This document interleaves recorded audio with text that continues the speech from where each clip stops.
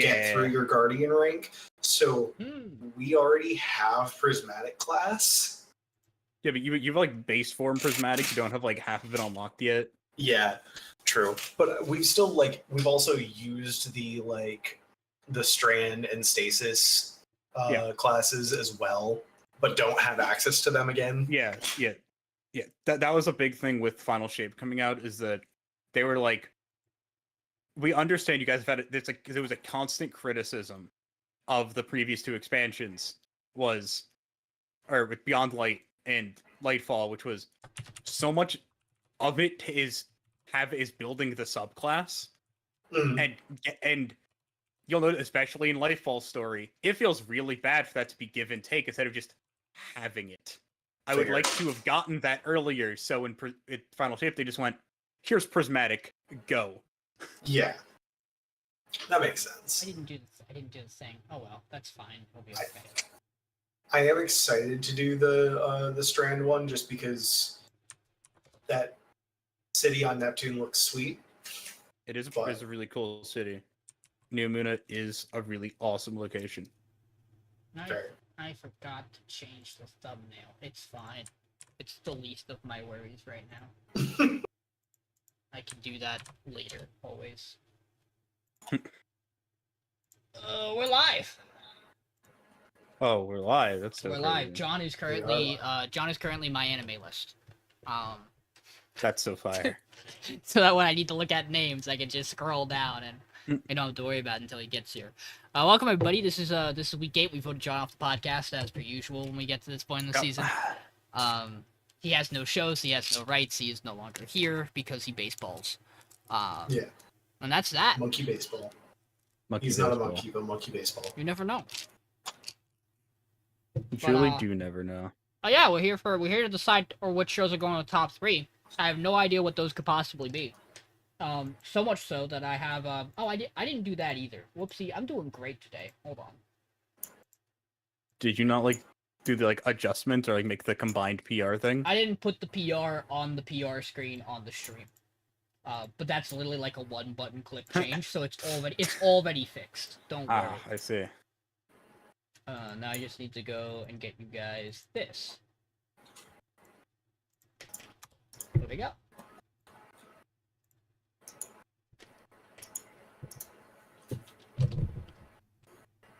So that there's just, if it's somewhere different, if it's not like a matchup with someone else, it gets bolded. Yep, that's how I tend to do this. Just because no bolds, baby. It's Sean, never gonna. Sean, your number 2 should be bolded.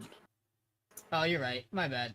It's not that. I can't fix it now. I could fix it in the doc. I don't feel like it. That's fair. Again, I don't actually track the bolds for the stats, which is good because I'm wrong about them more often than not. But you're right. My number 2 should be bolded. Oopsie. But yeah, I mean, we're gonna. Michael and I have good opinions.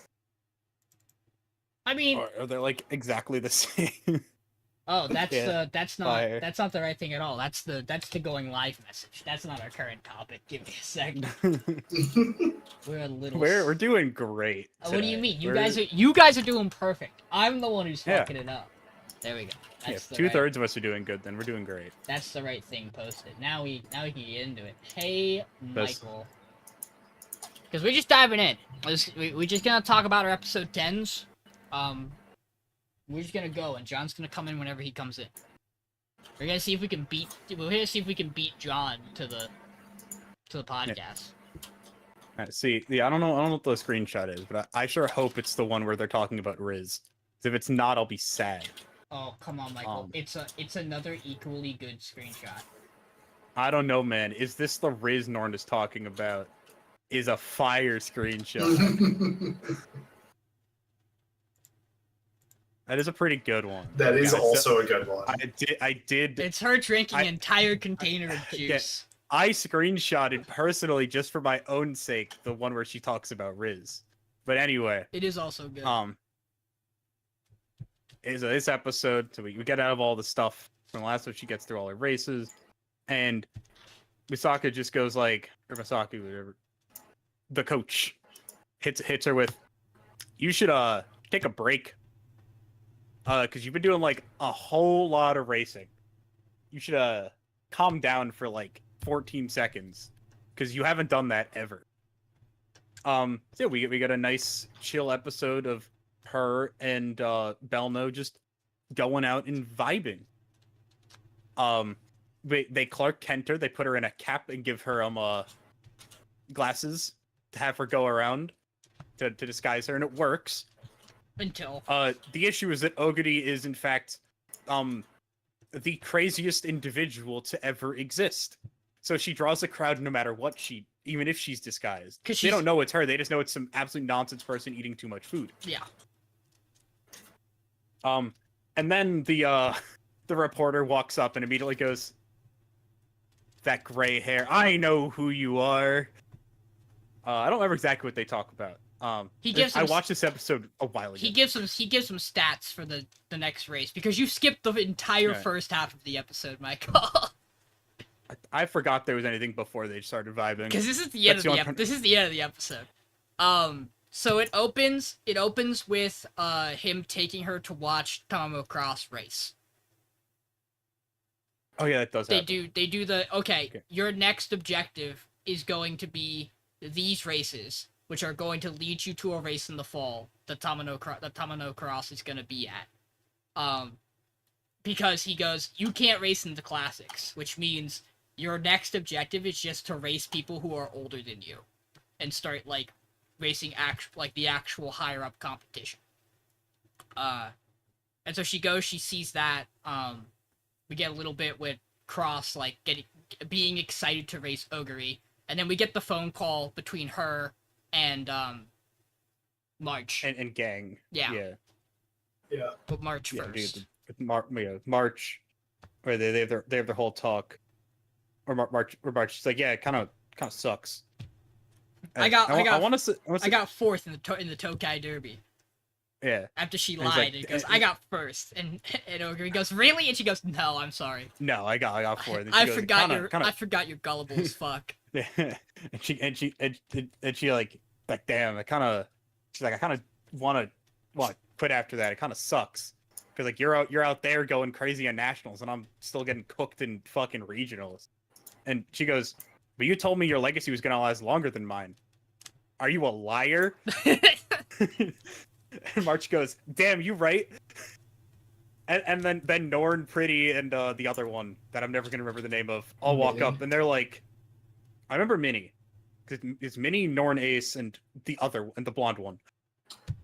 I also don't. Hold on. That's like the one I don't remember the name of, because they don't say her name as often, and she has like a more boring name overall. It's like a T, I think. See if I can find it.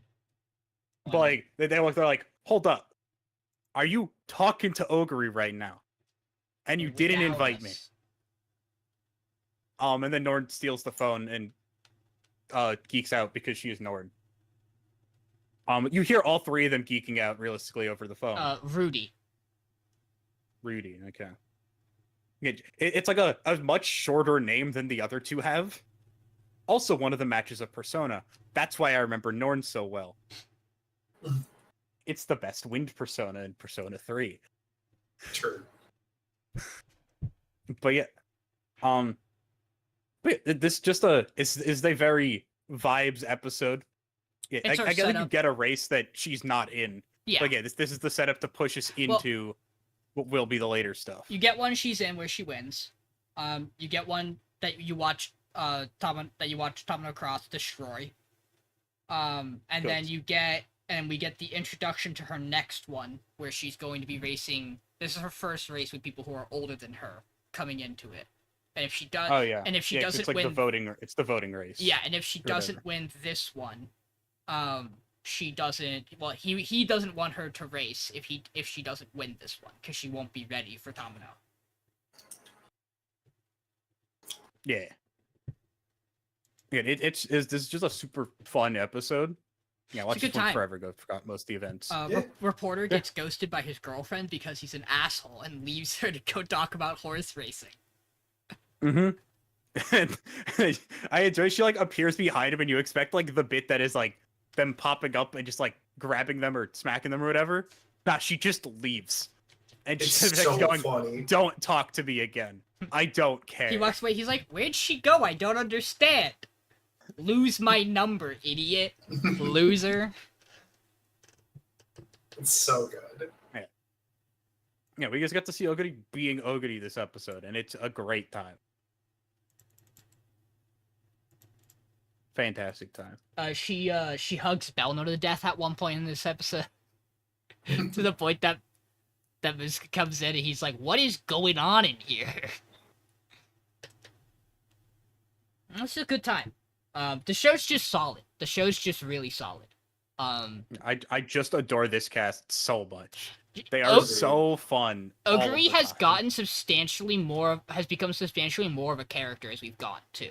Yes. Like her character traits have like appeared, in ways that do make sense. But like compared to how she was in like episode 3, like she is no longer just eats a lot, likes to run. Like those are still her core 2 traits, but we've injected competitive drive and friends. Power Really, friendship. really wonderful gag from this episode is that she's supposed to be watching the race that Tamino crosses in with like her classmates. But her coach takes her to watch it in person instead. So to make up for it, she sends her classmates boxes of crackers. And she said, 500. she said, I think is it 500? Yeah, it's 500. Yeah, it's because it's 100 for each of them. 100 for each of them, which is really funny. A really good Oguri bit. Is she's like, well, you know how much food they need? All of it. Very fun time. Since John's not here, I can say this. Let's talk about the episode of the week. Yeah. So- Mason. So, Vigilantes. I want to just preface this by saying we started off the day we were going to watch One Piece and saw that it was finishing out Kumaback's story, and Cody went, "No, I don't want to watch a sad episode." Too bad. And so we turned on to this, and he went, "God damn it." So we start off this episode by seeing Knuckle Duster visiting his catatonic wife in the hospital. Really, really just hammering home a great start. Where we kind of get flashes of little bits of what happened, where he walked in on her basically almost dead on the floor one day and had been attacked. We don't get all of it until later. Excuse me. And then we cut to Pop has been approached by, she's in Koichi's apartment, and she tells him that she's been approached by a department store to like put on a stage or like a rooftop stage concert. And she's asking his opinion on if she should do it or not. And this is when Knuckle Duster walks in from this happening. And he goes, and Koichi goes, "Hey, Knuckle, what do you think?" And he goes, "You miss 100% of the shots you don't take," or something to that effect. Like, if you don't fail, like, you can't fail if you don't try, but if you don't try, you don't get into anything. And then boops Pop and walks out. Yep. Yeah, and they were both just like, "What the hell?" Okay. At this point, Koichi, not wanting to commit to any sort of decision, calls Makoto and goes, "Hey, can you help?" And she is there. And immediately tells Pop, "Hi, Pop Step, how are you?" Just immediately letting her know, "Yeah, I know your secret identity. It's fine." Which, like, I sure would hope you figured it out when you figure out he's the crawler. I mean, like, at this point, it's one of those things where it's like, he hangs out with 2 people who matches the exact build and character description of the other 2 vigilantes. I wonder who they could be. Right. She also asked if, quote, Master Knuckle is around. But she shows up and is like, "All right, Pop, so what we're going to do, first of all, do you want to do this?" And Pop goes, "Yes, but it kind of feels like it's more like an indie backyard act. Like they don't really respect and like value me. It's more of just finding local people to do like a karaoke contest, essentially." So Makoto goes, sweet, cool. I'm going to call my agency and just figure this out real quick. She calls up Captain Celebrity and goes, hey, boss, you want to get your name a little bit better? You want to clear your name a little bit and make people like you a little bit more? He goes, yes, do whatever you need to do. She goes, awesome, thanks. Then calls up the grocery or the department store and goes, hey, so I'm the head of marketing for Captain Celebrity. We want him to be there. We want to make this a little bit more of a like bigger event. And just does everything she can to make sure that Pop Step is like really getting the limelight for this and is like, this is a big thing. Also during this episode, Soga, the head, like the dude that had a porcupine quirk that also was kind of Wolverine, that attacked Koichi a little bit a few episodes ago, is asking around at a local school for a girl in a picture that he has. Turns out he's doing this for Knuckle Duster, at which point, when confronting Knuckle Duster about, sending him to a school and being sketchy, Knuckle Duster admits that Pop Step and Koichi are just there to be bait and are there to be flashy and draw attention away from him, which is something. Really is just Batman. Also, we kind of find out with other things happening to Soga, he gets attacked by another middle school girl that asks why he's asking for Hachisuka, because that's apparently who is in the photo. I mean, well, he knows it's Hachisuka, because when he asks, he says, when he shows them the photo, he says, she doesn't look like this now, she has an eye patch. So Yes. He knows when he's asking that he's looking for Hachisuka, and we know he's asking about Hachisuka because these are the girls who have been around her for the past couple episodes. Yes. He gets attacked by her in a way that's almost him attacking her. Weird. It's a weird thing. She lifts her skirts and bees come out of it. Yeah, I fucking hated that. In an alleyway. It's anyways. Also, it's at this point, I believe, we get a continuation of the flashback of Knuckle Duster when his wife got attacked. And we find out that she was attacked by a bunch of bees. And Hachisuka was the one who did it. And it's... Yeah. From what I can understand, it's kind of implied it's his Knuckles' daughter. Yeah. Yeah. Because he implies that Hachisuka's a fake... They imply that Hachisuka's a fake name. And we get the name of his daughter, and he just never flat out says it, but it seems pretty likely. Yeah. So, I don't think I'm missing anything. The episode just ends with, well, so we see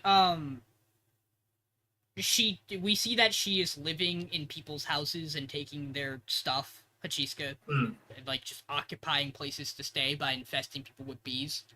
And then we end with her seeing the event being ready to go on and getting ready to fuck it up. And then we cut to Knuckle Duster in like a warehouse beating the shit out of like punching equipment. Yeah, him in his Batcave. Yeah. This episode fucking rules. It was. I said it after we finished it. It is a perfect episode. I mean, it is the point in the show where you have to pull the trigger on the plot, and that is what we're doing. And so we're doing it in a way that immediately reinvests you if you kind of got like a little iffy on it. There's still a couple of things that aren't clear. Like why in particular is she looking at gigatification quirks? Because it cannot be a coincidence that once again the monster this week is a gigatification quirk. Yeah. I think literally all of them have been. To some degree, it amplifies the base power, and then also gigatification if they didn't already have it. Like in the instance of the cat. But like everything else seemed to be something that had that quirk, and it just amplifies it. So what is she doing in particular? Except for Soga's gang. None of the three... I mean, as technically, they did also grow some... Like, Soga became the big pile of spikes. Yeah. Fire Guy just got more fire. And the lizard lizard, guy I could think, fly. was just a slightly bigger lizard. But like Yeah. since then, everything has been Yeah. gigantification. Again, I want to say this will be explained eventually. I probably. imagine it will be. No, I'm saying that's what I mean by like we Yeah. don't have that answer yet. I imagine that is above our pay grade right now. And we're gonna get that when we understand why she's been doing what she's doing outside of being a menace. Yeah. But yeah, this episode, yeah, it's phenomenal. It finally goes. So here's why Knuckle Duster cares. Here's why you should care. And it's like it takes like a lot of stuff you thought you understood about the characters and it quickly like, flips parts of them. And it's like, oh, that's crazy.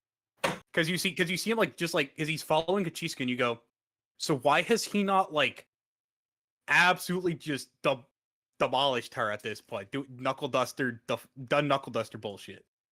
And then you get you get like the connection with the daughter. You're like, oh shit, that's why this is the single person he hasn't done this stuff to. Mm. I also really like the things that happen with Soga in this episode. I think it's really interesting. Like, he's clearly taken an interest because he wants to stop whatever Hachisuke's doing.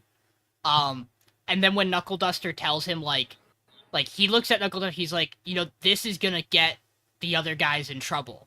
Like, you should, like, have you thought about that? And Knuckles like, no, that's the plan, they're bait. And it clearly bothers him, and then when he runs into Koichi and Pop later, like, he can't even humor a conversation with them because he knows. And he just removes himself because he's not gonna rat Knuckle Duster because he doesn't want to end up a pile of blood on the ground by ratting Knuckle Duster. But like but he also doesn't want to humor them and pretend like they're friends when he knows what's going on. So he just fucking gets the fuck out of there. And I think that's really cool from his character. Like, he's a very interesting side character who I've enjoyed the development of. Very much so. I told Michael this. Really funny to have him run out of the alleyway with the bees, and the bees get hit by fire, and I go, Endeavor? Why the fuck is he here? And then it's his bro, and I'm like, oh yeah, he had fire powers. I forgot. Because in my mind, I'm like, I know it can't be any of the younger heroes, because we're not at that point in the time, so the only other hero I know who has fire is Endeavor, and I'm like, why the fuck would he be here? Shouldn't he be, like, beating his wife or something? I don't know. That's my understanding of that character. You know what? You're not wrong. He doesn't quite do that, I think, most of the time. He just had done it. He just had done it prior. He just emotionally abuses all of his children. My understanding there's definitely more there, but we don't need to talk about that. He's not in this show yet.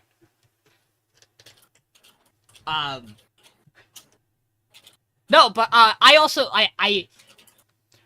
a little torn about how I feel about some of the interactions with Pop and Koichi in this episode. Because on one hand, I just want these two to fucking get along. Oh my god, get over it. On the other hand, Koichi being like, well, if I tell her not to do it, she's gonna get mad. If I tell her to do it, she's gonna get mad. So I should get someone else to say something. And then later he's with her and he gives her support, and she fucking punches him anyway. And he's like, it's path 1. God damn it, I picked the wrong flowchart again. And I'm like, yeah, this man is traumatized. Pop has traumatized him from choosing wrong dialogue trees in conversations with her. And like the bit is funny. I'm like, you two are good. You should just talk like regular human beings. But she's like a middle schooler, and she's like end of middle, start of high school, and he's like an adult who doesn't have his life together. So I get it. A young adult who doesn't have his life together. Yeah. But yeah, it's a fucking good episode. Yeah. So much good Knuckle Duster content here. Yeah, it's so good. Cool. Also, just great stuff this episode. Yeah.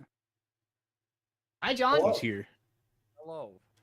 Do you wanna weigh in on My Hero Vigilantes before we move on? It's good. Okay. You That's wanna it. weigh? We get it. You wanna weigh in on Cinderella Grey? So good, Mama's Peak. They had a cool off episode. She had Big Lemonade is goated. See, I told you it was a good screenshot, Michael. They ate all the foods. That's pretty much the episode. They went around and ate food. She on break. Okay. Yeah, I got this. I can wait on what I did. I went to a baseball game. It's very obvious. No, we didn't do any of that. You don't have to. We didn't do that. We skipped it. Yeah. Yeah, so you don't have to do it because we didn't do it. So don't worry about it. Tigers won. Squibbles a goat. 13 strikeouts. It was great. But It's now gone so quiet on my end. he is quiet. Yeah. Am I quiet again? Hang on, I can fix this. It's been doing this weird thing where like it minimizes my mic volume for some reason. I'll fix it. You guys just keep going. Let me readjust you back down. Discord just forgets. So let's fucking move it. Once Upon a Witch's Death. We're starting our next arc. It's a 2-episoder, and you can tell. So for what it's worth, I still really like this episode. Yeah. So Meg accompanies Inori to the town of. Give me a second. I'll remember Aquamarine. it. Aquamarine. Thank you, because it's another gem. Sorry. It's another gemstone. No, I was just. The problem is that Lapis is also blue, and so my brain was like, I know it's blue because it's water. It's like bluish green because it's water themed. What's the blue green gem that's not a sapphire? We were getting there. But it's the town of Aquamarine. Because her leg is hurt and she can't go do anything else, so she's here. We don't actually know yet why she's here. Besides she's accompanying Inori for Inori's work. And then they approach what is a huge fucking hotel and makes like, so what's going on here? And Inori's like, yeah, there's actually a hospital. They do medical research here. And she goes, oh, so this is where the Sage of Life is gonna be. Jack Russo. And we find out that, Mr. Russo is, out helping people, despite inviting Meg to come here to fix her leg. So he's fucked off elsewhere, so they have other things they gotta do. So another doctor who's here talks to Meg, and it's like, it's great to see you again, Meg. I'm glad you're doing good. She's like, I've never met you once in my goddamn life. And he's like, well, let me explain. And he's like, you see, when you were a baby, Faust brought you here, about to be dead. And she said, please save this child. And it took us 3 days and 3 nights, and then we saved you, because you had fucking magic corruption as being the sole survivor of a magic disaster. And we had to remove all that magic shit from you so that you could, like, exist. He's telling this story, and he goes, and when it was all said and done, Faust was crying tears of joy that you were alive. And made me swear on my life to never tell you this information. However, now that you cursed because of this, now definitely not. Well, we don't know yet. It seems pretty likely, but we don't know yet. Yeah, but he's like, yeah, Faust told me not to tell you, but since you're like alive and well, broken leg, but alive and well, I'm like, you know what? I should tell you. You're like almost an adult at this He's point. like, you're old maybe. enough to know. And we get this moment where Meg thinks about it, and she's like, I should be mad, but, like, my life's been pretty good because of Faust. So, like, what do I have to be mad about that she didn't tell me this? She's like, if I want to understand where I came from and, like, why this has happened to me, I can do that later. And I really like this from her. I really like her, like, actually rationalizing it, and she's like, I don't need to be upset in this moment, because even Inori looks at her and is like, oh, she's not going to be happy to find this out. Because Inori's like, this was a shitty thing not to tell her. That, she was the sole survivor from a magical disaster that, like, probably has reasons to have affected her magic in ways. And Meg's just, like, satisfied. And she even cracks a joke to diffuse the mood where she's like, I actually don't believe that Faust cried tears of joy. That seems like a going the extra step. How do you know what kind of tears she cried? That's weird. And so they go and they fuck off in town to find Jack Russo. And at some point Meg splits up from Midori so that she can do work. She doesn't want to keep her occupied. So she happens to stumble across the little girl from the devil sacrificing episode. Her and her mom have moved here because the kid's grandfather is here and he runs a cafe. And so they take Meg to the cafe and they're catching up, and Meg's like, yeah, I didn't come here to see you. Sorry, that wasn't in the works. Like, I was getting there. I'm here for, like, to get my leg fixed. And then the girl's grandfather collapses on the ground because he's having heart problems. And we find out it's because he's not taking his medication like a fucking idiot. And we find this out because Mr. Jack Russo walks in, and Meg immediately panics because she thinks she's part of the mafia. And so he gets doctoring. and just touches the dude's chest and fixes it with magic. And we also meet his daughter Coco here. And then Jack's like, yeah, we're gonna start your treatment, and when I start your treatment, you're gonna let me study your magic and figure out how you cleared a level 5 contaminated magic corrupted individual, because like we can't do that. That shit doesn't happen. Like nobody does that shit but you.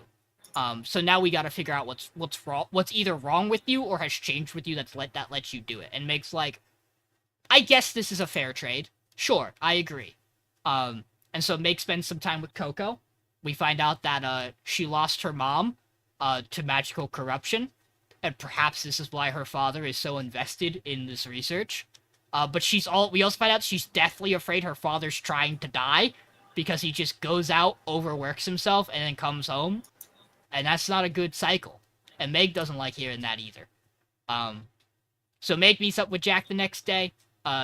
They explain that they're going to be doing research. They have a person who's super corrupted with magical energy, and they're going to try to cure it. And Honori's like, don't you think you shouldn't just have Meg experiment on humans? And he goes, yeah, here's a rat. He feeds a rat a magical gem, and it starts dying. And he goes, we're going to start on the rat. And Meg's like, and he looks at Meg, he's like, that cool? And Meg's like, yeah, I guess. He's like, this is how science progresses. It's fine. It'll be okay. And then they start treating Meg a little bit. They start Meg's treatment, and he's like, I gotta figure out if there's anything weird with your magic now that I know you're cursed. Go cast a spell in this box. And she explodes the box. And Honori goes, that was really powerful for a 12-word enchantment. Do you need to use 12 words? And she goes, I could try not doing that. And so she says one word, and it's still really strong. And they go, oh, well, something's changed. It seems like you just entered the fucking wizard zone, and now you're stronger. That's probably... Come level 2. That's probably fine, I guess. We'll worry about that later. And so a week passes, because it's gonna be a 2-week process for her to be fully cured, and she's halfway through it. So a week passes, and Meg has just kind of spent time in the town with Coco and Honori, and then all of a sudden Chloe shows up, just out of the blue, because of course she does. In fact, she catches Meg in fucking 4K, as she's flirting with Coco, and she's like, I'm sending that to Fine, and you can't do anything about it. Meg's like, please don't, you're gonna ruin my life. And Chloe goes, okay, fine, then I get to take care of you for the next week. And Honori goes, cool, let's go drink. And they stumble upon another, because they saw one of these earlier when Honori and Meg got here, but they stumble upon a strange rune carving from back when this town was founded and saved by a previous witch, who used the massive bell tower. And surely nothing suspicious or dangerous is going on with these runes as they light up when they walk away. It's a setup episode. It sets up a lot. It does a lot.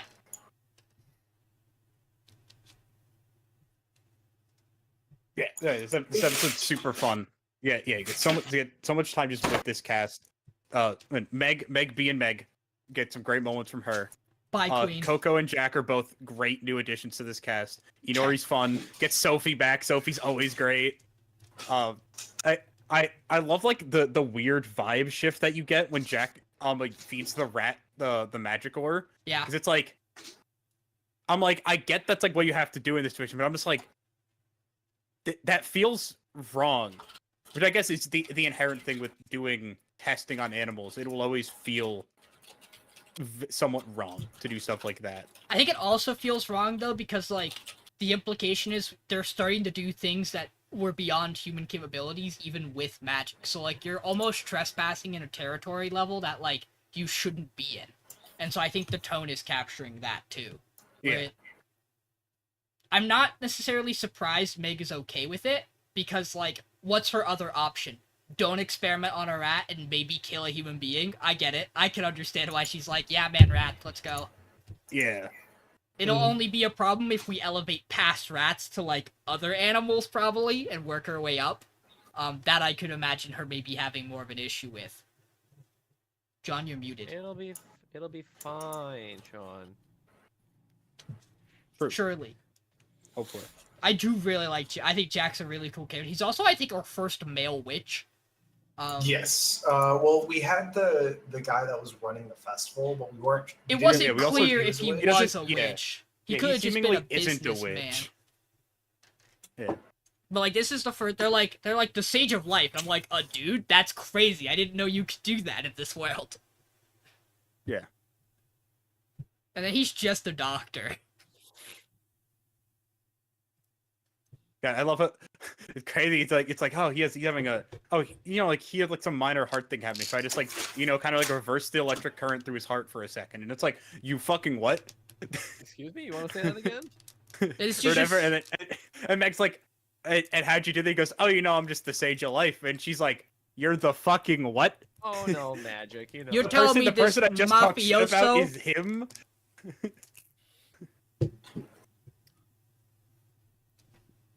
Yeah, no, I had a great time this episode. It was very weird. Like the episode ends and I went, "Oh, it's already been 20 minutes, motherfucker." Because like it really is set up for whatever we're getting next episode. Yeah, like everything's gonna go wrong like 10 minutes in the next episode. Yeah, and then Meg's gonna have to do some bullshit, reincarnate a town or something. Tired. Magic. No, she's gonna The transform. power of the bell. She's gonna transform the bell into something else. Yeah, the bell's gonna turn into I don't know, Piano. tree. Another tree. That's all she can do. Just make sure the witch of trees. Oh, to bass. She's like, I got the. I can save this child. Turns child into a tree. Ah, shit. Oops. The Witch of Arbors. I mean, then they're no longer corrupted by magic. They are now So just you know tree. what? It kind of fixed.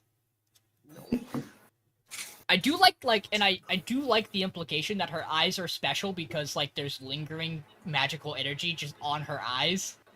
Mhm. And they're like, I guess Yeah. we shouldn't fix that. That we want you to have special eyes, kid. We hear that's good in anime. Yeah.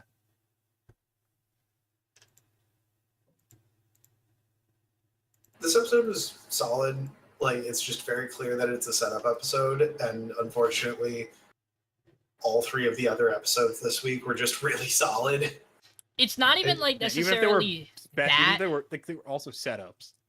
Yeah, but even if Yes. it's not even necessarily that, it's also like you have to at this point you're taking everything into consideration. Like you're not really just looking at this episode. And like while this show has been so good, and I could talk like this because we've seen the power ranking. The bathroom, we're back. While this show's been so good recently, like it's not like the other shows have been bad, right? So it's Yeah. like you have to pick the thing to go, and it's like it feels horrible to pick something this week. Yeah. And it's like this is probably the least worst thing to pick. And like maybe the only other thing in contention is Umamusume. And that show's just been solid. Like, it's been completely solid the whole way, and how do you justify that? How do you justify that against a thing that, like, yeah, it worked its way up and had really cool moments, but, like, Umamusume's had cool moments. It's rough. Yeah. Yeah, I mean, I could talk more about this once we've done with the final, with To Be Yeah. Hero. But yeah, my essential thing here with putting it at 4 was, if I'm thinking about next week, this is the only show I can't picture myself putting at number 1, no matter what. I don't think this one will ever be number 1 of the out of this group, but the other 3 I can all see hitting number 1 if they really hit that ending correctly. Yeah, I agree with you on that. I think that's a fair way to look at it. It's just like, yeah, I'm excited. I'm gonna finish this show. Sick. Yeah. For sure at this point. But Yeah, let's I mean, I would have finished any of these. yeah. I might even go back. I might just finish Mono because we were so fucking close. I literally might just go like because that's something I can just put on. And I plan to finish Rock. Mason might finish Gundam. We'll see. At I some would finish point, Rock I'll- if it wasn't on if I could watch it on. I think I'm I- still gonna do it either way. Because it was my show and I really liked it. So I Yeah. want to know. I want to know if it. Maybe I just want to see this next episode for sure for Rock with the I've actual also- performance. I've also been keeping up with Witch Watch. I'm like, I didn't watch what would be this week's episode on the podcast for Okay. it, but I've kept up with it over the weeks. It has That its show new, is actually. it's gonna get its new Michael and I just listened to its new opening Oh, I need to watch that. because it's gonna be a second core. Hell yeah. But The show did get quite a bit better from where we were at. It did kind of tilt up. It's just I think it had its run. yeah. Speaking of, I guess I'll say this now. Umamusume is confirmed for a new season in October. Cinderella Gay is Huge. getting its second Fire. season in October. So It's amazing because I don't know exactly how far we are into it yet, or how we are into Witch Watch, or I don't remember when this bit happens. Have you gotten to the flat personality bit? No, we Okay. got the Conchi's fast bit. And there's a bit about characters with a flat personality, and I think that scene in the manga at least is one of the funniest things I've ever read. And I Okay. don't know when it happened. and that's a pretty Like, strong ordering statement wise. because this man's reading Showa Shoten Again, and fucking Akana Badashi. and it's one of those like it stands out to me as like the funniest moment of Witch Watch. Like in my brain, it's the thing I remember of being funny from it. Like Yeah. that specific bit, it sticks in my brain. I was like, oh, that's a good one. I like that a lot actually. Mm. The bit from last week with Conchi being fast was very funny. Honestly, I did really enjoy it. I don't know if you remember that bit, but it was Not particularly. That does sound like something that's better animated though than it probably reads. how it works is Conchi gets sped up like 3 days is 3 months for him. Oh, okay, I do remember this. Yes, yeah, I do remember Yes. that is a very fun one. Yes. Okay, Mason. To be hero. So, to be hero this week, we're finishing out the Lucky Cyan arc. So we start off where Lucky Cyan is getting it's when she's approached by the hero org, and she's given a new costume and a guitar that also is a bow and also is sentient, I think. And it's also sick. It's sick as hell. And we then cut to essentially at this point, past the concert. She decides after the concert she bugs her driver to go to the dorm or to the orphanage.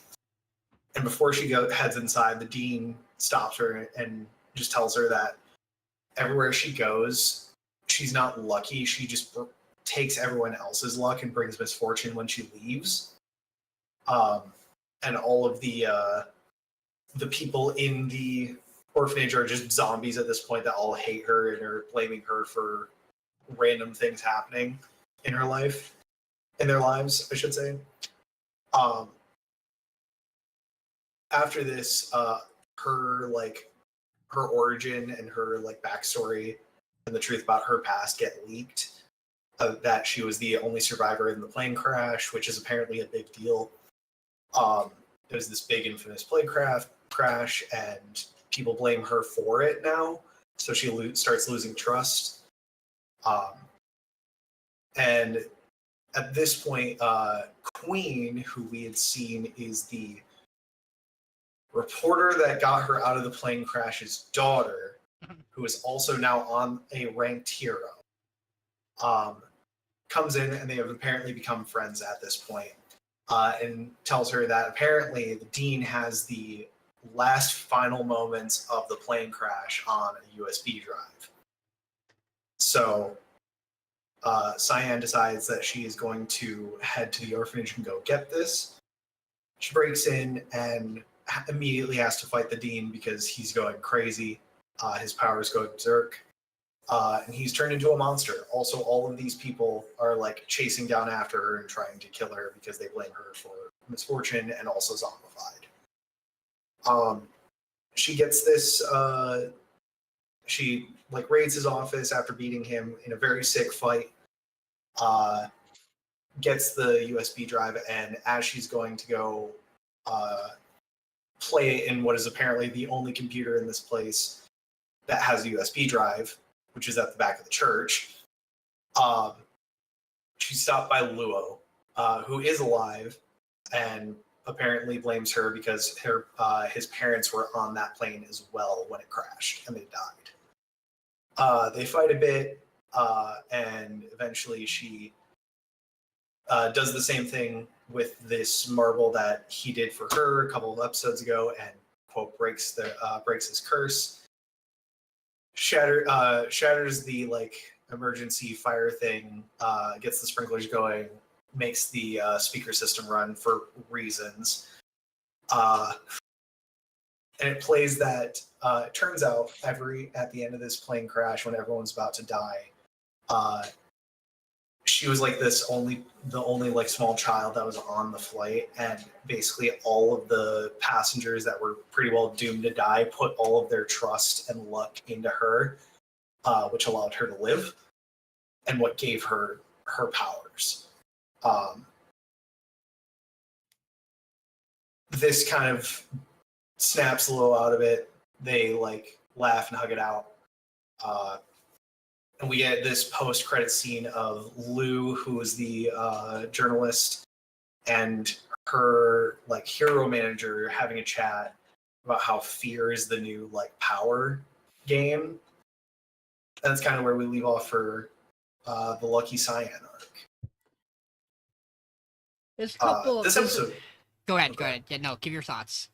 I was just gonna say this episode's incredible. Like I was kind of worried going into this last episode of like how they were gonna wrap it up and if they were gonna stick the landing. And they really did, in my opinion. Like, yeah, there are some points of the fight that might seem a little like janky with the animation, but I've kind of gotten used to that with how the 2D, 3D like backgrounds work. But I think overall the fights look great. The plot actually makes sense and works out. It references a lot of things that help tie the greater story at large together. Like all the pieces, yeah, that they were kind of like sprinkling in there the whole time. Mm. There's a couple of really fun things in this episode. We get to meet Queen again. Firstly, yes. Yes. Almost certainly we're going to her next because she's the Yes. only named hero we've Yeah. gotten. So it just seems pretty likely. In addition to that, we're back to 3D animation. Hey, it's almost like it was a stylistic choice for those two episodes. There's a fan theory about this, and I think it's pretty good. I won't say anything about it yet.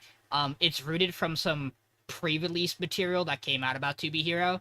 Because like they did a bunch of like image screenshots on their site and like marketing stuff for before the show to like talk about things that are going on in the world. We haven't engaged in any of those, so I try not to talk about it. But I've seen a couple of theories go around about the animation. So like we're back to, because it is full 3D this episode. Largely outside of like the cuts to flashback stuff. Like this is full back to the way it was. In addition to that, there is a scene they're talking about in kind of the transitional period where people start to hate her and distrust her, where they mention that Queen had a match that she loses. And notorious and very clearly in the silhouette, the person she is fighting is our guy from the opening. Which I think is very interesting. Because that's the first we've ever seen of him. And then this episode ends with when they're talking about the fear. It ends with like one of the guys who is probably a board member. I'm pretty sure. I actually think we see him at the end of the nice stuff. I could be wrong, but he gives off the energy of one of like the board members behind the hero orgs. He's walking into a warehouse location. You guys recognize what that warehouse location was? Yeah. Yeah, that's Isol's compound that he trains in. Is that board guy not Isol's friend's dad? It might be. I'm pretty sure that's you're his right. dad. I think you're right. Because we know he's also on that same like group of directors and stuff. Yeah. Which we know by our story structure that would take place after this. Which implies that there's a lot of deeper things going on there than what we got. All of that's really cool. Because again, that's them weaving a much deeper, wider narrative that's sick as fuck.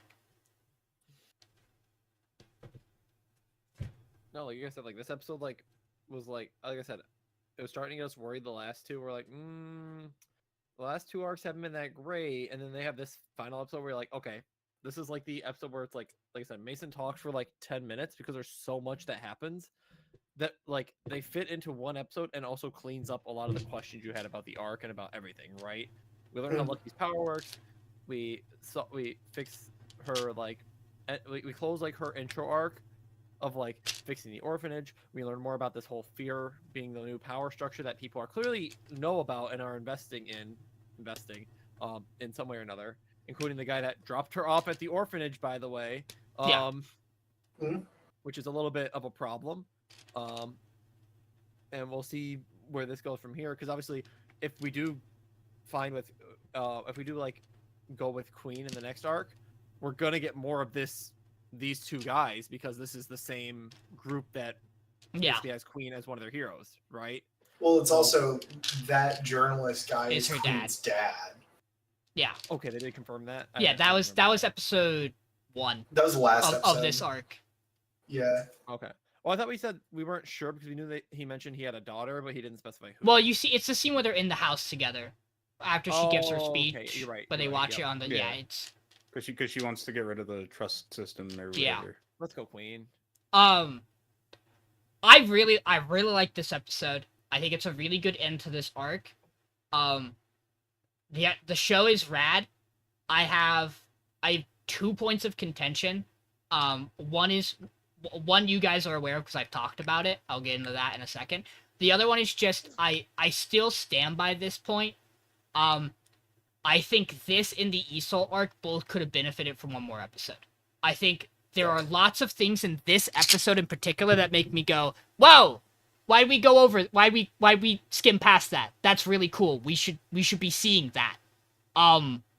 Like the gap between here is your equipment, you're going to get training as a hero, and you are now in the field as a hero. Like, we missed stuff there. Yeah. She develops a relationship with Queen and other heroes we don't get to see. And, like, that is a little, like, I get it. It probably, if you were to do it, it would probably make this not run as smooth for the orphanage stuff. Because then you're leaving a good gap of time where she's not interacting with that. But also, like, the cut is, we end last episode with her concert. We open this episode with before the concert, where they're talking about, hey, don't bring up this stuff. And then the implication is, she brought up this stuff at the concert, visited the orphanage, and then once she revisited the orphanage, news started coming out about it, because people were looking into what she was talking about, and it tanked her trust. Like, I'm not a fan of how they present the timeline of her stuff in this episode, because I think it jumbles it a little too much. It's not too much to follow. I could still trace it. But for me, I'm like, if you gave me it in, like, the chronological fashion, and you added a little bit of her training in, I don't think the arc would have been hurt by it. In fact, I think it would have done her character more good, because you get to watch her grow a little more. And it makes kind of the confrontation with Luo feel stronger, because you get to see her grow as a person, meet new people, and still be looking for him. As opposed to just, like, it feels really quick. Obviously, it's not. We know time has passed. That's the only, like, gripe I have with this story structure arc for Lucky Cyan. Again, though, they execute everything else incredibly well. And how they wrap it all up. I think the scene on the plane is incredible. I think it's great. It rules. It rocks. It is significantly worse in the sub because it is a Japanese person singing English lyrics. So you don't hear the lyrics as clearly, and it's not as powerful as you would get in the dub performance of it. I know this because I rewatched the end of this episode dubbed immediately, because Michael can attest to this. There are parts in the sub where you're watching it with the Japanese sub where words just appear on screen and no voices read those words. And again, my take on this is when they did the Japanese dubbing, they just dubbed to lips, and they didn't dub internal thoughts if the person wasn't clearly clearly thinking it on screen. And so there are just times where like the scene, she jumps the fence into the orphanage, and she gets cornered and she runs away, and she starts to turn around to shoot, and she thinks about how, okay, to get rid of help them, I have to aim for the parts of them that are like corrupting them. She like says that. In the sub, that line pops up and no one reads it.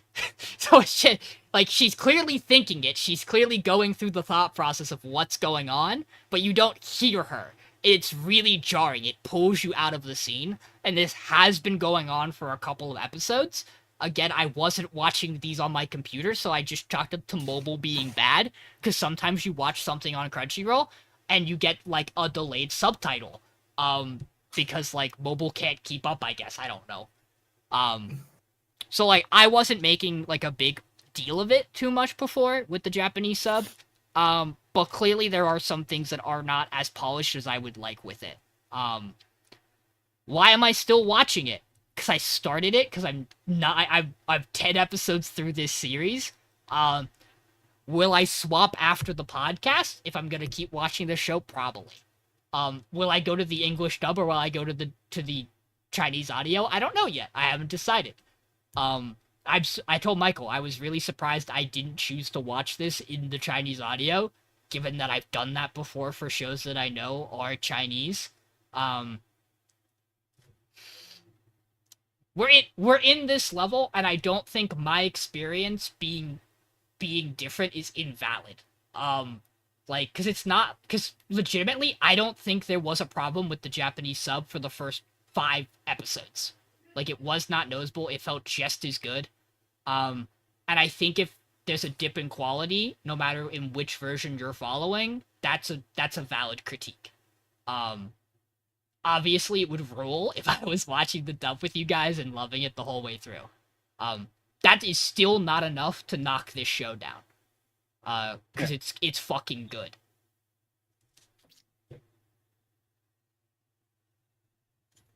Anyway, other thing about the show, if you guys haven't done it, you guys should rewatch that plane scene, but look away from the screen or just close your eyes. It is a fucking masterpiece in the dub. Just the audio in that plane scene, it's so fucking good. Like, oh my god. Because inherently, yes, we get a visual because we're watching a visual medium, and it'd be ridiculous to put it on a black screen. That would have been the craziest thing for them to do. But yeah, the entire thing is that it's being to the characters in story. This is just audio, and this is what they are visualizing happening, and it's good. It's really good. This episode's great. We will have to play To Be Hero by ear. We'll have to watch and see how long this next arc is. Because I glanced. It's just the... Yeah, I was gonna say I glanced at episode titles and thumbnails, and it looks like I think it's 2. It's 2. Yeah. Which, like, 12's not a bad place to stop. It's really not gonna be. Especially if we can't tell how long whatever 13 starts is, but we'll see. For all we know, 12 might flow into 13. We'll have to see. I think no matter what, we cut it at 14, even if we're mid-arc. Like, yeah. If, like, this is all one continuous arc and it goes past 14, we just have to cut it. I mean, we're definitely watching Umamusume all the way through to 13. Well, yeah. But, like, 14's as much as I'm willing to give a show during a season, if it's running long continuously. Which I think this will probably run straight. I don't even know if it will take a week off, just by the nature of what it is. For which one? To Be Hero. Like, sometimes the other one, because the other ones end at 13. The other shows like have a definitive 13 end. is out for it, so. Yeah, but what I'm saying is there's a chance that we watch 12 and it isn't a clear stop, and it feels like it rolls into 13, and then we watch 13 and it's like a 5-episode arc. We probably still have to call it at 14. I'd agree. Especially since 14 will be the thing coming out next week. which means we would have time to watch it. We will figure out whether we're doing this weekend or whether we're doing a push. 'Cause I think reasonably we could probably get everything done for this weekend, but we'll have to see. Probably. It is a holiday coming up, Yeah. so You guys aren't gonna guess what I'm doing on Friday. I'm working. You? I'm also working, but I always work on Fridays until 2 to 3 anyways, so like we just close early. See, my job is closed on Fridays all the time. So I drive to Cleveland to go watch baseball again. yeehaw. Weehaw. UP Wahoo. Yeah, Sporty-law. I work Monday, Tuesday, Wednesday, Thursday, Friday. Same. Because I picked up a Thursday shift to help them. That's why I was off today. So I got to do other things. Alex and I, because he's home for the summer, he was like, Sean, what if we get food and then we go back to my place and we watch stuff? And I'm like, what do you want to watch? And he goes, that's the problem, Sean. I haven't seen any anime in like the past 3 years. And I'm like, that's a problem. That's too many options. That's a problem because anime has been really Pretty good good. for the past like 2 to 3 years. Yeah, like I was Yeah, like, see, don't let the anime community let you hear that. yeah. Anime's dog shit. The anime community at large is fucking stupid. Well, I'll correct. say it. I know, correct. That Fight me. I'm not saying you're wrong. I'm just saying the anime community is good. How dare you No, I think know. anime's good? I'm just saying, after the Giga video today, I'm really glad Austin steered me away from that one show. Which one? Oh, It was Boy Girl can a Friendship. guy and a girl just be friends or whatever.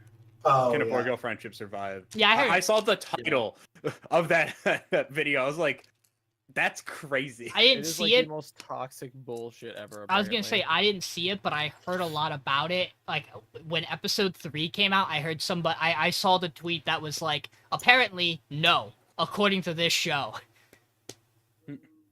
Hey guys, you want to engage with good rom-com that has good character progression and does good things? You should go read Hope You're Happy Lemon. Did you read the new chapter, John? Blue Box. No, Hope You're Happy Lemon. I did. That's all I have to say. I think Who needs to submit, by the way. Sorry. it's probably Michael. No, that makes me go ah. We waiting on you, Michael? There's a voting doc put up. There is a voting Did I doc. read the most Oh. one? Let me see. Yeah, I didn't realize there was a voting Did I doc. read it? Oh no, I didn't read this one yet. Okay, I won't say anything. Oh no. Anybody read Demon Time this week? Yes. Hang on, Sean, I got you. Yeah, I'm Good like, stuff. they do the rom-com thing. Yeah, they certainly do. I'm okay. I'm okay with it. I just he's a smarter main character than this. He should know. Right. He should know. He's I'm a smart happy. main character that has no self-awareness. Yeah, I'm happy that Himaren is there to be like, hey, I think you're being dumb right now. Yeah. Even though it's actively to my detriment, dude, you're being an idiot. Yeah, I guess we can. Ooh, we got stuff. yeah, I think I saw it. I think I clicked into it, clicked out, and forgot. Hey guys, everything was saved this week, but once upon a witch's death. Crazy. Who could have seen this Whoa. coming?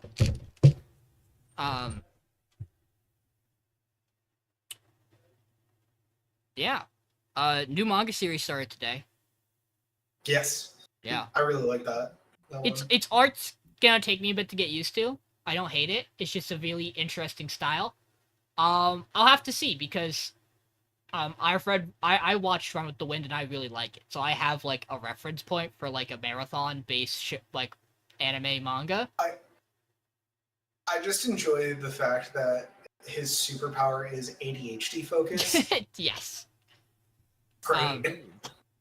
So yeah, I look at the cover. Yeah, that character has ADHD. I can tell. It's so good. Baseball's interesting. I've got it sold on it. I'm John. liking it a lot. I am too. John, you need to read baseball manga. Which one? The new one in Jump. It's the new one in Jump. It's called Harukaze Mound. Okay, It's there's like really 4 good. of them I see on my Jump app every like. I- You week. should I be don't know reading what you're almost talking all about. of them. They're all I good. don't have Well, time I to haven't read all read. of them. I do work sometimes. You shouldn't. You should strikeout pitches. Man, I don't know if I can recommend it yet. I have to catch up. I Hard still. on the Mound is just really good for the actual like science of baseball. I still really like Days of the Diamond, but Days of the Diamond has problems, but I just really like I like the idea of what it does a lot. Mason, are you reading Katagami? No, I am not. I haven't seen that. It hasn't come up in my jump, so I haven't. It started last week. Okay. It's the other new one that started. Wait, hold on. Wait, is that the taken in by the demon thing? Yes, with no face. Yeah. Yeah, no face. I did read that. Did you read both chapters or just last week's? I did read both chapters. Okay. Wait, no, I didn't read this week's. Okay. Sorry. How did you feel about the first chapter? I was hesitant until the end, and I was like, okay, I'm okay with this. I need to it needs some time to cook, I think. General opinion on Manga Plus is people really like its art. I don't think it's anything special. People are like, it's incredible. No. I'm like, I think it's good. Like I can understand what's going on. The backgrounds are really good, I will say. Yeah. Sean. Hope You're Happy Lemon is sending me signals, John, that I hope it's sending me down the right arc. I hope this, to me, this almost feels like confirmation of I know which of the girls is winning this story, and I hope the right one does, bro. Listen, I love Lemon. Okay, yes. I fucking love Lemon. She's a wonderful person, but she punted, and she doesn't deserve to get rewarded for being wrong in this situation. I know. We have her backstory now, and I know why she did it and all the things around it. But at the same time, like, let him move on like an adult. We have a really good line this week in Hope You Happy Living where he goes, I don't want to talk to her because I don't want to bring this up. I'm past it. He's like, I'm over it. He's like, I have a girl I like who I want to live a good life with, ideally. And then he sits down with Lemon. We're on good terms right now with this old girl. He sits down with Lemon and she's like, I don't want to make you talk about it if it's going to upset you, but there are things I would want to say. And he's like, oh, you need this to move on. Okay. And I really like that dynamic. It's two adults talking. It's crazy. Hope You're Happy Lemon's great. The people in that comment section also wild, because there are people who are like Lemon stands. Well, no, they're like we never needed the body swap. Also, like, if they could have just talked like this the entire manga, like, what was the point of it? I'm like, the point was they couldn't talk like this the entire manga.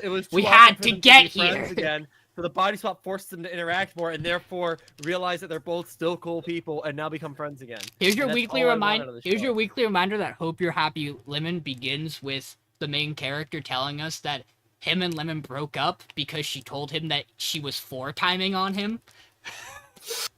Yes! And this is why when John says she punted that relationship, he's not fucking kidding. It is the journey you go through with this manga, where you go, how the fuck did you get there? When you like meet these characters, it's Hope You're Happy Lemon is wonderful. It's been a great time. Equally, I told Michael this. Star of Beethoven ended today. Because the next new thing, the last thing in the 4 new things, is gonna start next week, so it's gonna replace Star of Beethoven. Star of Beethoven has one of those endings where it finds a way to create an ending where it is at, and it also shows you things that would have come if it had continued, and I always hate when it does that. So, like, there is a panel where him and Beethoven are on stage, and it shows, like, all the people around the world listening to Beethoven's new symphony he wrote right then and there, to play. And it shows, like, characters from other countries we've never met. And it's like... There's also... Okay. So Star Beethoven has a plot point where there is a ring that was in Beethoven's family that has the power to bring people back to life. So that's how we explain that thing. Maybe. It's not clear that is actually how he's brought back to life. I got the little bit of the agents in the Yes, US. coming after him for the ring that is supposed to have reincarnation powers. Yes. There is a stinger at the end of this final chapter that shows like a woman, and let me get you the panel. Because I'm not gonna be able to describe this properly. Because what the fuck do you call this outfit? But she is clearly wearing the ring because the next panel after shows the ring on her finger. I don't know what the fuck that means.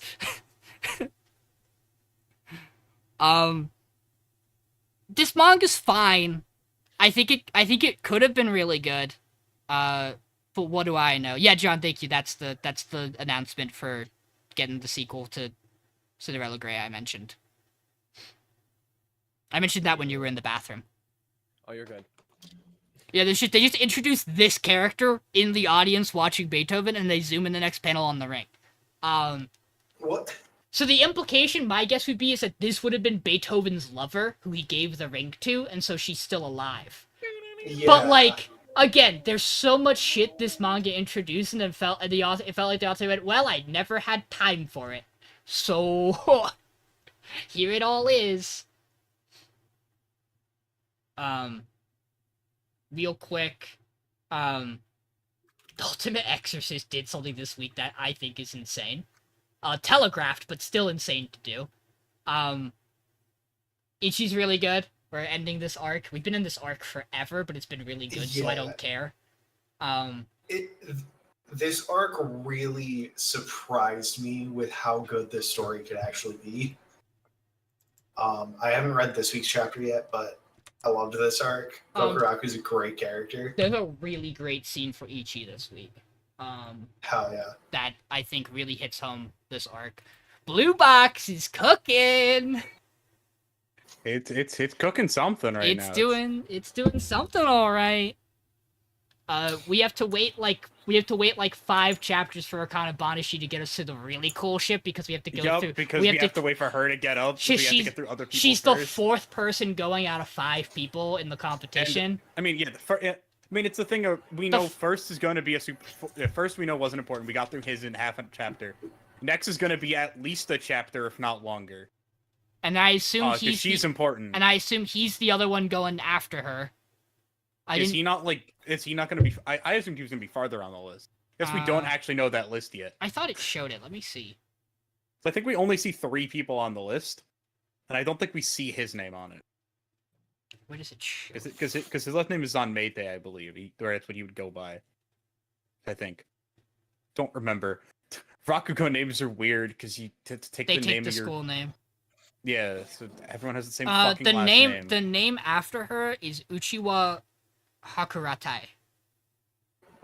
That's not him. That's what I was saying. I don't think it's him, so I think he's one of the other ones before her. Here, let me double check. Well, because she's 4th of 6. She's 4th of 6. You're right. So we've had 1, and we know who 2 is. But again, he could be 3, but I would assume he's in the 5-6 category. But also, it's purely off of however the manga wants to write it. There was no reasoning. Yeah, because he is. You're right. He is Karashi's Samete. So. Yeah, we don't know the exact order, but we know he's later. Well, we know he's before her. So we're gonna get at least both of theirs, and we'll probably spend a little bit of time on the other person in between there.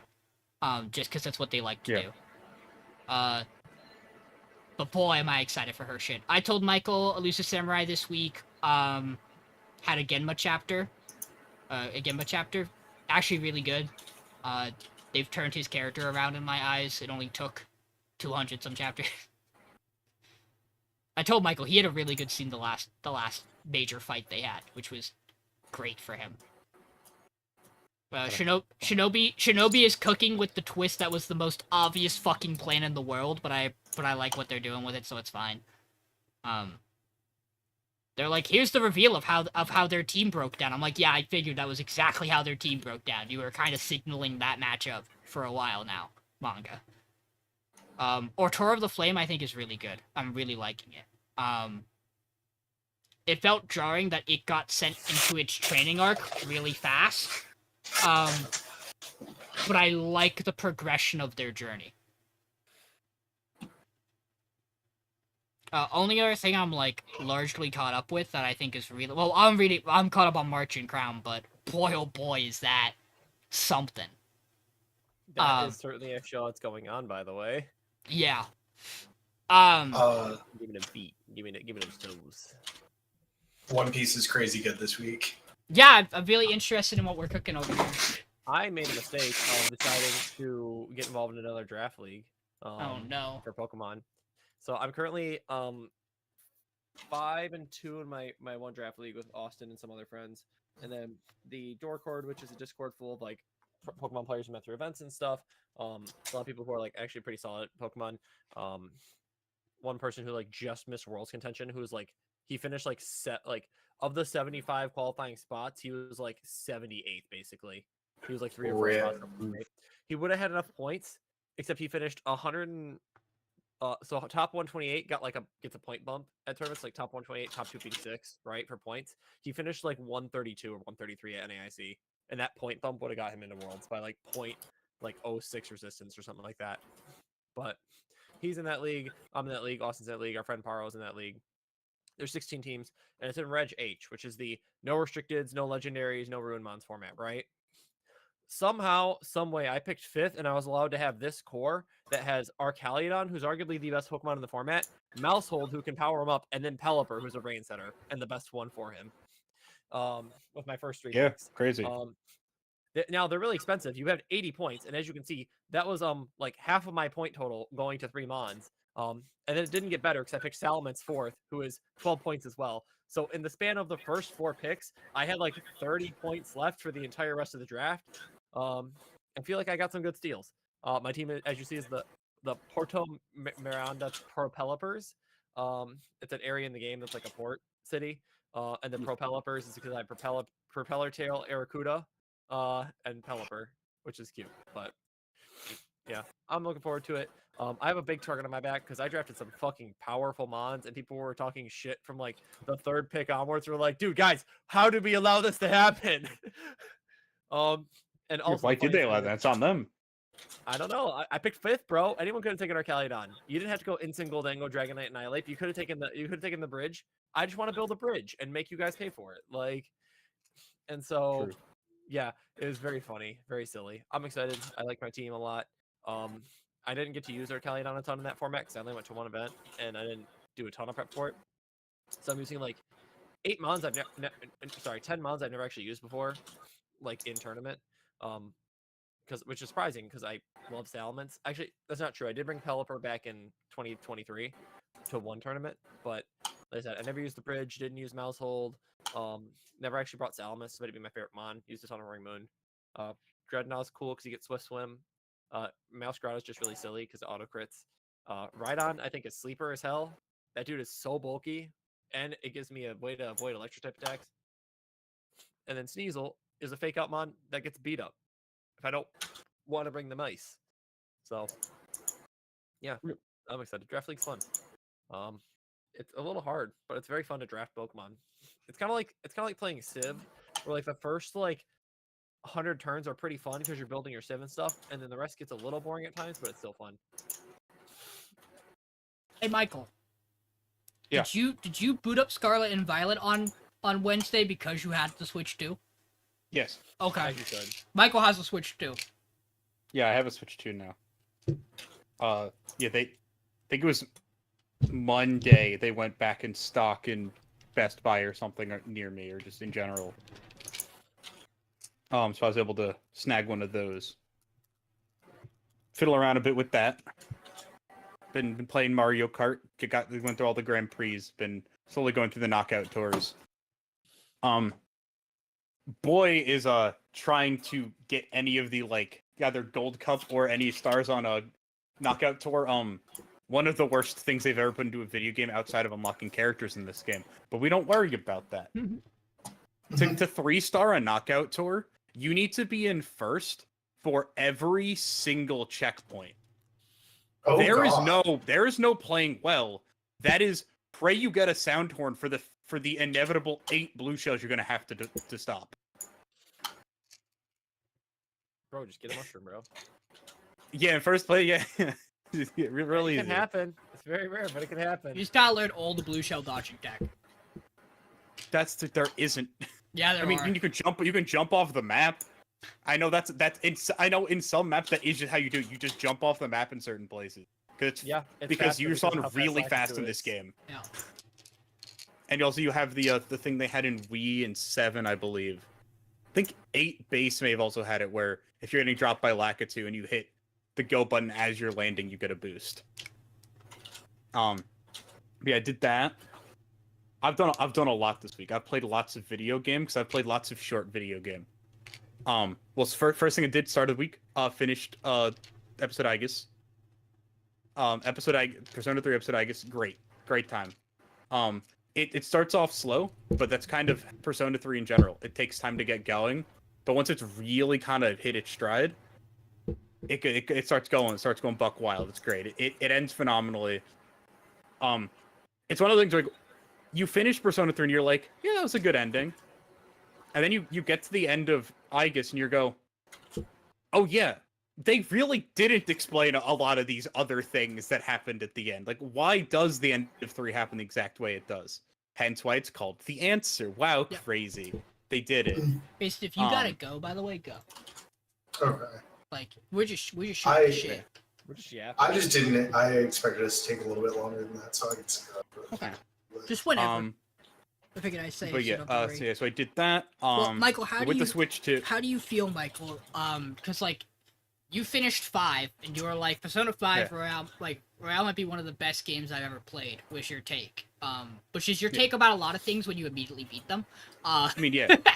But I mean, because there are good times that you're beating them. yeah, how do you feel about 3? I I did really enjoy 3. Is it better than 5? I think that's a really hard thing to call. I think the way my brain has, I don't know which one I like more. I think it switches on the day. I think 3 has higher highs. Like, I think 3's like really good moments are great. That cast is phenomenal when it's really doing its stuff. And I think I enjoyed its social links overall more. Maybe, as again, I think its highs, like its social links when they're really good, are really good. Akinari, Maiko, the entire female cast. Because the male cast gets social links, stupid in my opinion. But whatever, that was just the thing they did in that game. Like they're really good. But then you have the characters who are less interesting, like Moon, Nozomi, the Gourmet King, much less interesting. You have your one classmate who wants to fuck his teacher, less interesting. I can't think of some of the other. Kaz, his is completely fine. Yeah. And then obviously, like I think my understanding was you obviously prefer palaces over Tartarus, right? Yeah. Like they're God, just cooler. palaces are so good. Yeah. Palaces are the best thing to happen to this series because it streamlines what the gameplay can actually do. Yeah. Yeah. And I think and the thing then becomes, I think 5 didn't have as low of like those low points. Because 3 has a really, really slow start. It takes until you're like 3rd full moon boss for the game to finally go, so now the plot's gonna start. Yeah. Because the plot doesn't really start until you hit July, which is month 3. Or month 4. Yeah, because you have April, May, June first. Yeah. July when you have your summer trip with the gang. That's when they finally start going, so here's the plot. Stuff will start happening.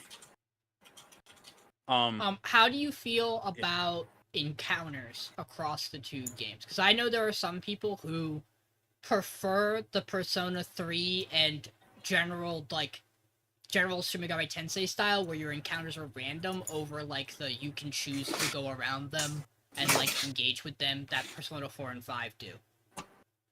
I don't know if reload changes. I don't know if reload changes it. Reload and 5 do almost the exact same thing. Okay. With So yeah, is the it, only difference you can completely dodge them if you really want to. okay. Because base 3 But it's a I different think style was of dodging. original 3 was random encounter, right? No, No, you it can wasn't still go either. around them. Okay. So the thing with 3 was that it was randomly generated maps. Okay.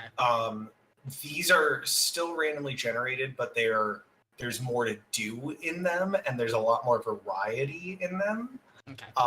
that you didn't have in the original. Yeah, because the other Shin Megami Tensei games don't do the enemies on the map, but they do just random encounter. And I know there are some people who prefer that over enemies on the map. It's the difference. So because in this you get then the ability to do things like ambush, so you can always start the fight going first. Which there's the thing that goes, well, that makes those fights really easy. This game still has the problem that I know gets fixed in Metaphor. That is, weakness scouting is the stupidest fucking mechanic ever. Don't make me do it ever again. Yeah. Stop. At least in 3, I don't know if this was an original 3, but in Reload, if you cycle out a turn just doing buff things, you can always use Fuka on the second turn to check weaknesses. In 5, you had to just fucking pray Futaba did something. Boy, was Futaba fucking annoying in 5 mechanically. Because she just has to... You just go... Because you also in 3 have... 3's gimmick is theurgies. And theurgies are inherently the most stupid fucking thing ever. They are broken as hell. They make every encounter you're allowed to use them in piss easy. Hence why the game's not very difficult. Reload, at least on normal, is not very hard. And I've heard hard and merciless aren't much worse. How is the final boss, difficulty-wise, of base story? Oh, piss easy. Okay, that is definitely different. It 14 phases, 14 turns.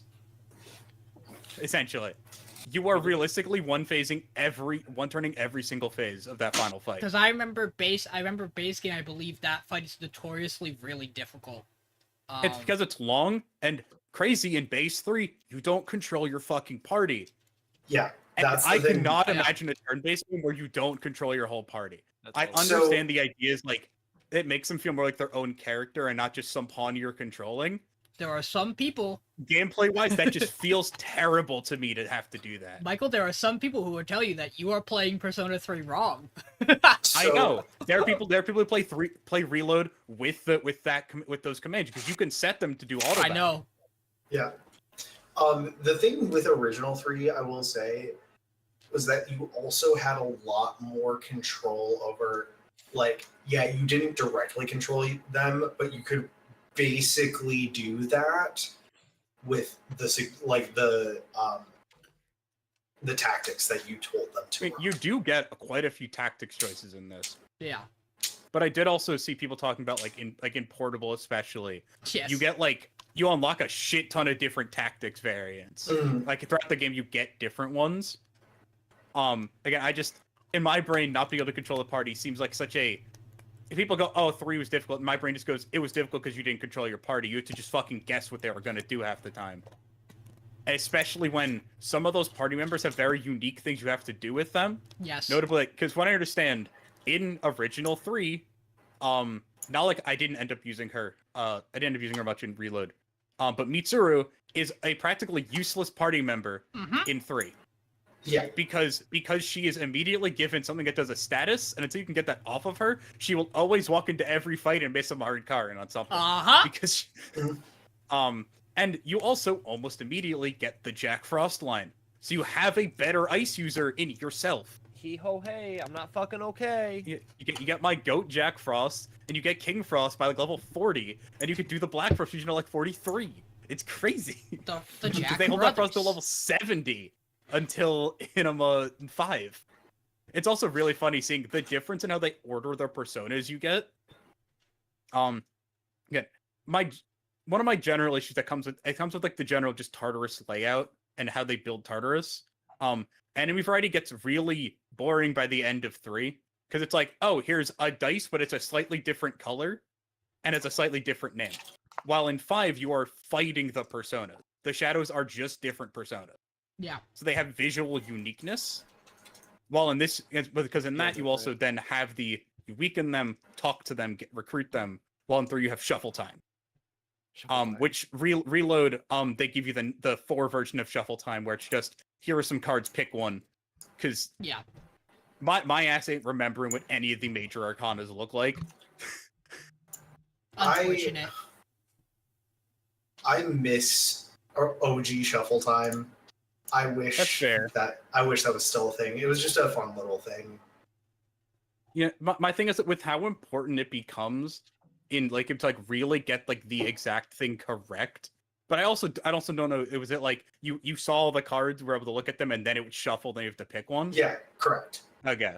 Yeah, It would do either like a swap game where it would just swap them around. It was just memory, or it would like rotate around, and you would just have to keep track. It was a Mario Party mini. Yeah, like I imagine it would. I'm surprised they didn't bring it back that way. Again, they brought back the way 4 does it. Yeah. I do think it's kind of silly they didn't bring it back, but it is something where it's really important, especially sometimes I will sit there staring at a shuffle time for 3 minutes going, okay, what do I want to grab here? So Michael, are you gonna go ahead. What? But it's like do I want to grab the XP on this fight? Maybe. Do I feel like that right now? Never grab the support ones, as they're almost always not worth it on easy modes. Correct. Unless it's very specifically like a full heal. Yeah, and even then, I'm like, it costs 3.5 SP to have Yukari full heal the party because silly character. Aren't you very happy, Kohaku? Yeah. So Michael, are you gonna wait to play 4 until the remaster? Or... Yes. Okay. I have no reason right now to play Golden. Yeah. But you have so much other games to play. I have Metaphor to play first. I have 100 Line to play first. I have Raito to play. But again, Plague 3, that was like the first. I finished that on like Monday. I've been doing stuff this week. I'll say, I played a bit of 100 Line. Boy, do I want to like this game. Its turn-based combat is neat, but maybe when we get later in the game, it's gonna get more complicated. It's currently like stupidly simple, and also just feels like you're just kind of throwing shit at the wall and praying. But so I played a little bit of that. I beat chapter 1 of Deltarune. And I'm in. Yeah, correct. Don't worry about it. I started chapter 1 on my Switch like when it came 9 years ago. Yeah, like when it came out. It was Shin Megami Tensei 5, and then I went, on second thought, BG3 sounds more fun. And then like 2 years ago, I tried chapter 1 again because this was like in like the in between us having 2 and then 3 and 4. And then I played like an hour of it and then went, I'll go back to that at some point. Never did. So then I bought it on Steam with 3 and 4 coming out. So I finished chapter 1. I'm in chapter 2 currently. I couldn't tell you where in chapter 2, percentage-wise. I don't know what that happens in chapter 2. I've met Spamton. He was into trash. He's the trash man. I still haven't I'm outside of Queen's Castle, I think. But yeah, Delta in chapter 1, very fun little thing. Chapter 2's been fun so far. And the actual game I wanted to end this on, again, did a lot of things. So there's a little game. I've mentioned this on podcast before in passing. So I was talking about the fact that he's the one who made Wander Stop. And Stanley Parable. Oh, right. Davey, Doug's brother, Davey Reedy, I believe is his last name. He made a little game back, I think it was in 2015, 2016. I actually don't know. 2015, called The Beginner's Guide. It's a very short game. I don't want to talk much about it. Again, I beat the game in an hour and a half. It's a short game. You guys need to fucking play this game. It's one of the you play it, you're like okay, it kind of just going through it. The last like 20-30 minutes of this game, the shit it starts hitting you with, and like the mental state of a game developer going through burnout is so fucking phenomenal.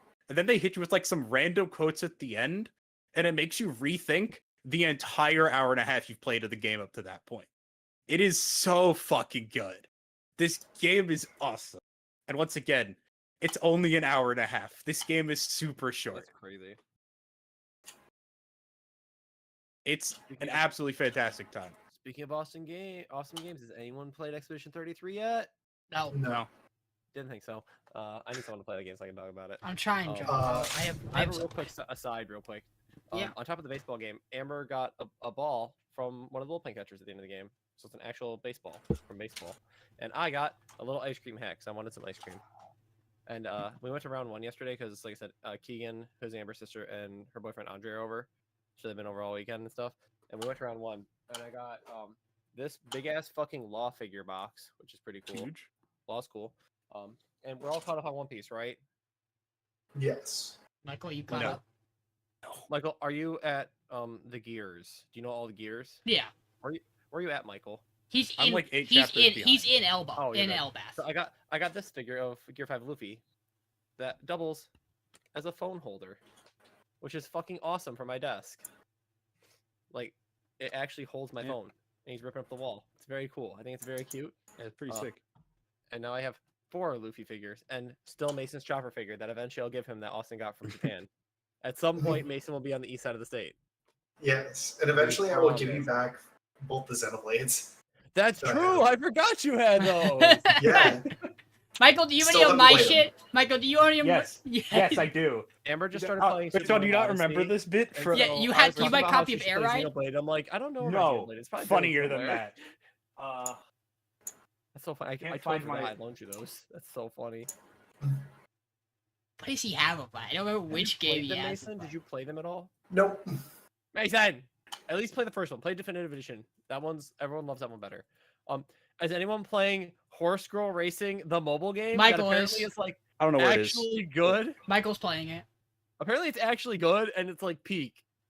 For what I What's hear. actually good? The Umamusume? mobile racing game. It's interesting.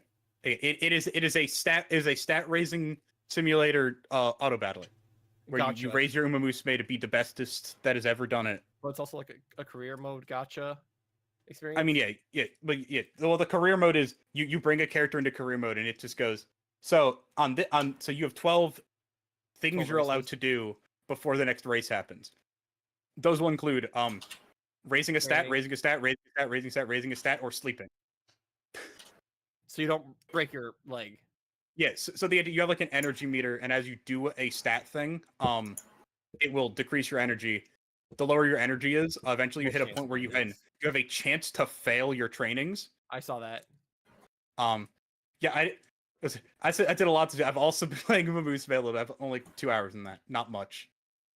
It's all over my Twitter, and I hear people getting like viscerally emotional about their horse girls like graduating from their 13 race career. I mean, like that was the best horse girl racer ever. And it has like the full video of the races, so it's just like hype moment simulator. Yeah. The funniest thing about the races is that you have a announcer who's announcing every single Yep. action that happens, which is there's not a single downtime of like there's no silence. It is anytime a racer changes positions, they make a comment about it. If there isn't something happening, they are giving you the exact order of the racers at that moment. It is ridiculous. I thought it was a bit because like they have like an intro race when you're downloading the game that Special Week goes in and wins because Special Week is the Umamusume Pretty Derby character. She's the character. And I was like, oh, there's like a bit where they're gonna talk really fast. No, that's just every race. They just talk that fast. I will say, if you are planning on downloading it, with all the stuff you get for free, you can guaranteed get any of the 3 stars right now. Thing I learned from a friend about it, because he's a person who's been following it since like 2 years ago when it released in Japan. Stars on characters don't really matter because you can get any character to any star rank. There is no like SSR characters. You should get lucky enough with training. But what there are with SSRs is support cards, which are the actual things that give you stats and make you better racers. That's the actual gacha pulling. The support. You get more stars by getting duplicates of a character. So 2 3 stars combined to create a 4-star, I believe. So what I'm probably hearing is 2 4 Belle stars knows makes the sense. most broken character in the game because she's a support in the anime. I don't know if she's in this current support because this is I like know the Ogre base Cap is in roster. there. 'Cause I've seen Yes. Ogre Cap in some of the Yeah. races. Yeah. Oh, but it's because Ogre has been a thing since like Umamusume came out in 2017. Like that anime, she's in. She's just in the background fucking around half the time. And she is Which is why people were so like surprised that she was the girl who got her own anime with Cinderella Grey. It's like, holy shit, she's getting her own anime. The one who's in the background eating 15 croquettes. What's she doing here? John, and then she's awesome.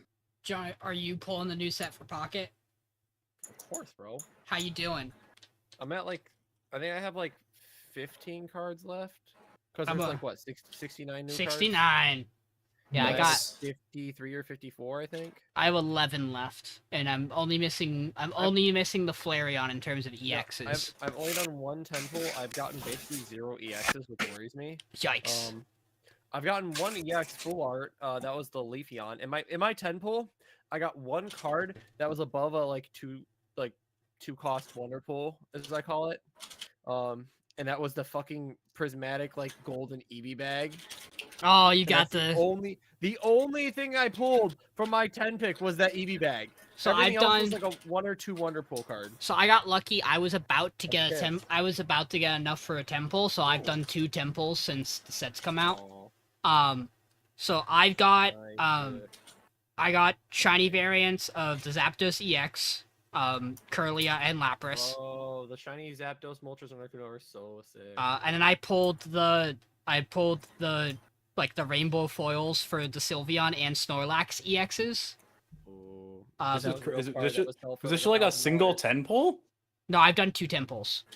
Okay. But my pulls have been crazy. I have 3. Even then, like my average tempo is like 2. But no, I know. I don't play the game very often. And again, I have 7 Tapu Koko EXs. The only EX I'm missing from the set is Flareon, and I have 3 copies of Dragonite.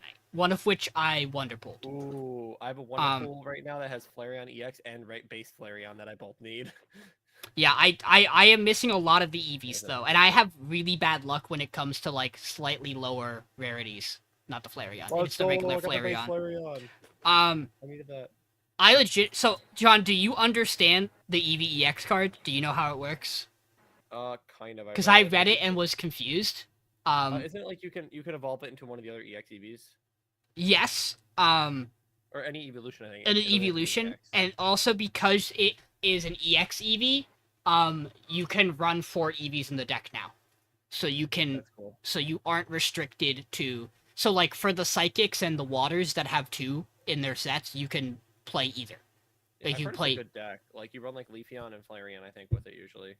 It's Leafeon's odd because Leafeon doesn't require grass, but its damage scales off grass. So it's not. I don't think it's a good mix. I legit think the best cards out of the set is the Alcremie stuff because the Sweets Relay seems really good.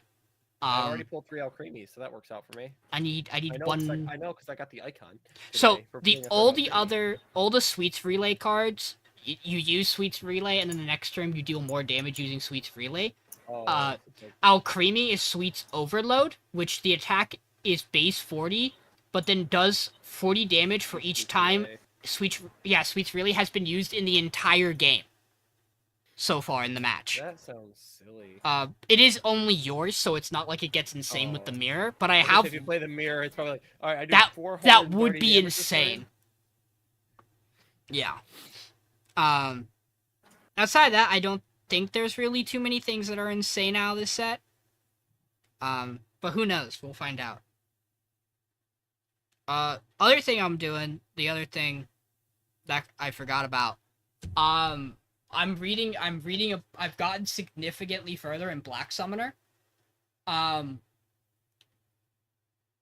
Black Summoner, again, I cannot express how that art's not good. It is getting better, but like, boy, is its art not anything to write home about? I do really like the progression of its story.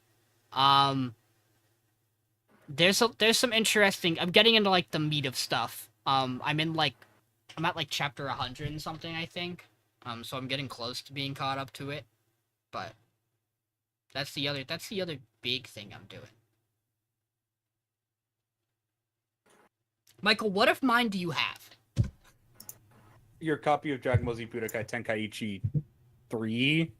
I think Two, it's 2. one I of think it's them. 2 because it's the GameCube One of them. I think it's 2. Yeah, it's the GameCube one. I just don't. That's- My GameCube games are somewhere. That's in fine. here. I'm not really worried. I'm not dying to get that back. I'm gonna be honest with you. I just think it's really funny that that's the specific. I mean, I might also have your copy of it, right? I don't actually know. I don't know. I That's possible. actually don't know if I know where my GameCube stuff is right now. It's somewhere.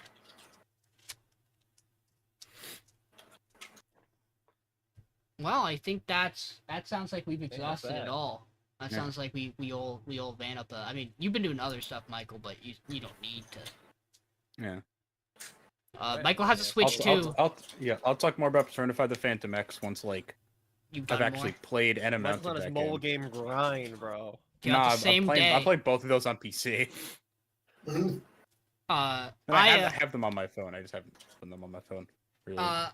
Michael is slowly. So Michael showed me he has like a collection of he has a wheel he spins to decide what he does in a day the now. backlog wheel. He has a backlog wheel where he spins it and that decides what he spends his day doing, or the part of the day he feels like doing it. At some point, I'm gonna have to get this man to add the OG Fire Emblems because he has Nintendo Switch Online, so he has access to original Fire Emblem and Sacred Stones. Michael, if you play original Fire Emblem, let me know. I'm gonna give you the resource guide for character recruitment and extra chapters. Cause Oh boy.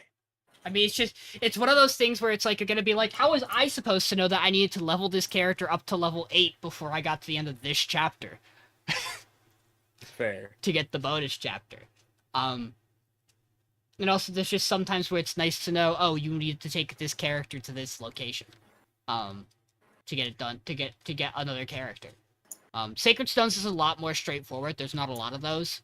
But I can explain. There are things about Sacred Stones that need explanation. Like Sacred Stones has a class system that I don't think is in any of the other Fire Emblems ever. No, technically it's in Awakening. Because technically Donald's the same as the villager. But so it has 3 characters. One who's an axe user, one who's a lance user, and one who's guess what? Not a sword user. One who's a mage. Fire. And they function as you level them up to level 10, and then they go into a base class of your choosing. At the start of the next map you take them into.